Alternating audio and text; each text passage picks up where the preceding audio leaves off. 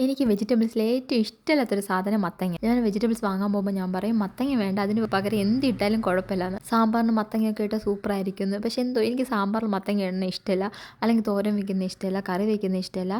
അപ്പോഴത്തേക്കിന്ന് രാവിലെ പുട്ടും പയറും പപ്പടമായിരുന്നു. അപ്പോൾ പച്ച പയറില്ലാത്തതുകൊണ്ട് ഞാൻ എന്ത് ചെയ്തു, ചുവന്ന പയറാണ് വെച്ചത്. അപ്പോൾ ഈ ചുവന്ന പയർ തോരൻ വെക്കാൻ ടേസ്റ്റ് കാണത്തില്ല, പച്ച പയർ നല്ല ടേസ്റ്റ് ആയിരിക്കും. അപ്പോൾ ഇതിനി എന്ത് ചെയ്യുമെന്ന് വിചാരിച്ചിരുന്നപ്പോൾ അമ്മയെടുത്ത് വിളിച്ചപ്പോൾ അമ്മ പറഞ്ഞു മത്തങ്ങയും പയറും വെച്ച് തോരൻ വെച്ചാൽ നല്ല ടേസ്റ്റ് ആയിരിക്കും. ശരി അമ്മ പറഞ്ഞതില്ലേ എന്ന് വിചാരിച്ച് ഈ വേവിച്ചിരിക്കുന്ന പയറിൽ തന്നെ മത്തങ്ങ തട്ടി ഒരു 2 വിസിൽ, കുറച്ച് ഉപ്പും കുറച്ച് മുളക് പൊടിയും മഞ്ഞൾപ്പൊടിയും കൂടെ ഇട്ട് ഞാൻ വേവിക്കാൻ വെച്ചു.